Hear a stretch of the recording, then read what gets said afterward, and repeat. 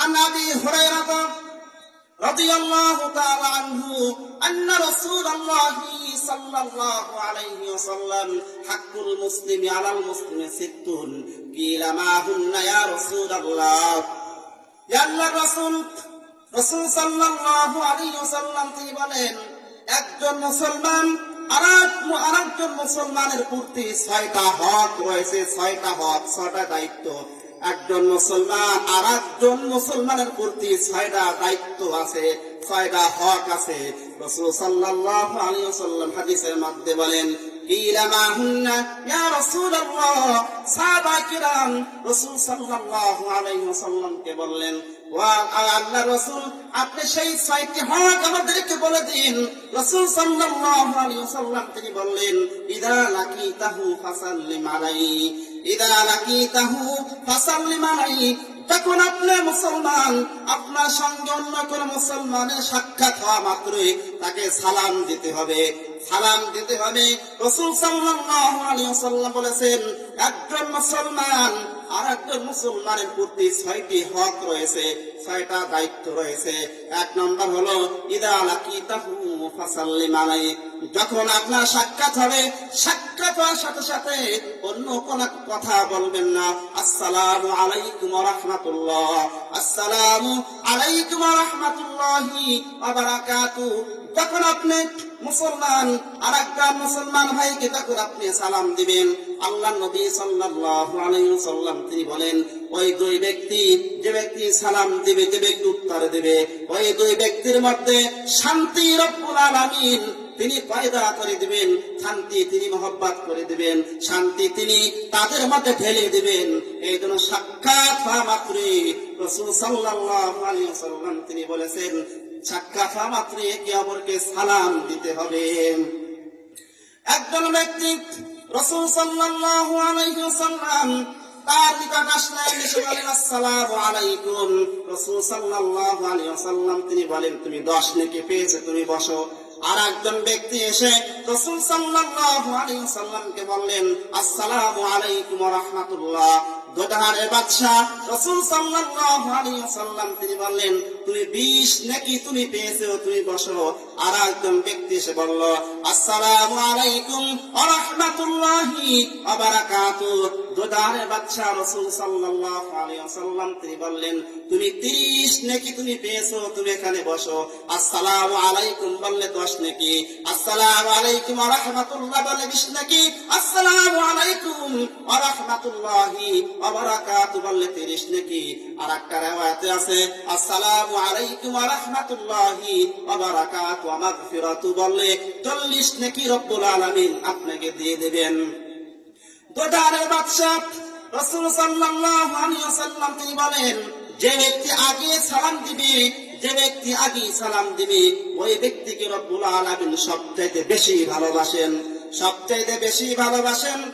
যখন রব্বুল আলামিন আদম আলাইহিস সালাতু ওয়াস সালামকে সৃষ্টি করার পরে যখন আর কাউকে সৃষ্টি তিনি করেন নাই, আদম আলাইহিস সালাতু ওয়াস সালামকে তিনি সৃষ্টি করেছেন। সৃষ্টি করার পরে রাসূল সাল্লাল্লাহু আল্লাহ পাক রব্বুল আলামিন আদমকে লক্ষ্য করে বলেন আদম যাও যাও যাও, ওই যে ফেরেশতারা বসে আছে, ফেরেশতারা বসে আছে, ওই ফেরেশতাদেরকে যে তুমি সালাম দাও। আদম আলাইহিস সালাতু ওয়াস সালাম ফেরেশতাদেরকে যে সালাম দিলেন আসসালামু আলাইকুম ওয়া রাহমাতুল্লাহ, তখন আল্লাহ পাক রব্বুল আলামিন আদমকে শিক্ষা দেন আদম ফেরেশতারা যে উত্তর দেয় সেই উত্তর তোমার পরবর্তীতে তোমার ছেলে সন্তান প্রজন্ম যারা আসবে তাদের উত্তর ওই একই উত্তর।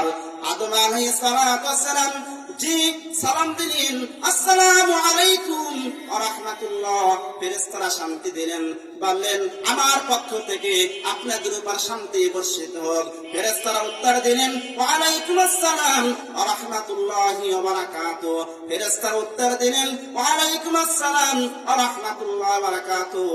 আল্লাহ পাক রব্বুল আলামিন আপনার উপর তো শান্তি বর্ষিত করুক। আদমকে রব্বুল আলামিন তিনি বললেন পরবর্তী যত প্রজন্ম আসবে তত প্রজন্ম এরকম সালাম দিবে, এরকম সালামের উত্তর দেবে। যারা সালাম দেবে, সালাম উত্তর দেবে রব্বুল আলামিন তাদের মধ্যে ভালোবাসা মহব্বত শান্তি রব্বুল আলামিন তিনি পয়দা করে দিবেন।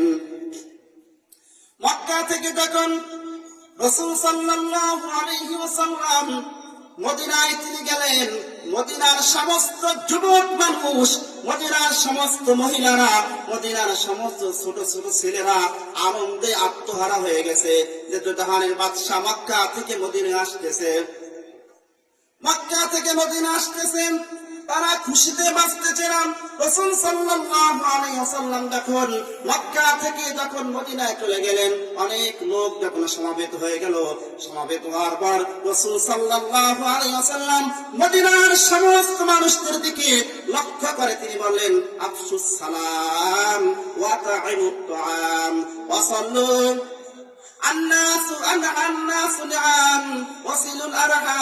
ও মদিনার সমস্ত মানুষেরা, তোমরা শোনো, তোমরা সকলে সালামের প্রসার করবে, তোমরা সকলে সালাম দিবি, সালামের প্রসার করবে, আর তোমরা সকলে কি অপরকে খানা খাওয়াবে, আর তোমরা সকলে কি করবে, রাত যখন গভীর হয় রব্বুল আলামিন তার কাছে বলবে, রব্বুল আলামিন আমার দাড়ি পেকে গেছে, আমার বয়স হয়ে গেছে, বালে ঘর পর থেকে এই পর্যন্ত রব্বুল আলামিন কত না গুনাহ করেছি রব্বুল আলামিন, এখন আমার কাছে আমার কোনো ছেলে সন্তান নাই, আমার কাছে আমার স্ত্রী নাই, আমার কাছে কেউ নাই, রব্বুল আলামিন তোমাকে বলি, রব্বুল আলামিন বালে ঘর পর থেকে এই পর্যন্ত যত গুনাহ করেছি আল্লাহ তুমি আমাকে মাফ করে দাও।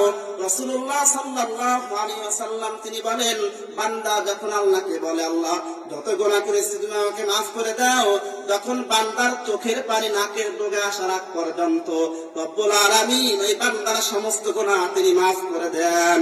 এই জন্য রাত্রে যখন গভীর হয় তখন আল্লাহর কাছে বলতে হবে। যখন নবীজি মক্কা থেকে মদিনায় গেলেন, এক নম্বর বলা আফশুস সালাম, তোমরা সকলে সালাম দেবা, সালাম ছাড়া কোনো বিকল্প কোনো জিনিস নাই। দুই নম্বর তোমরা একে অপরকে খানা খাওয়াবা। তিন নম্বরে তোমরা রাত্রি উঠে তোমরা নামাজ পড়বা। চার নম্বরে তিনি বললেন, রক্তের সম্পর্ক তোমরা বজায় রাখবা, রক্তের সম্পর্ক তোমরা কখনো ছিন্ন করবা না, রক্তের সম্পর্ক বজায় রাখবা।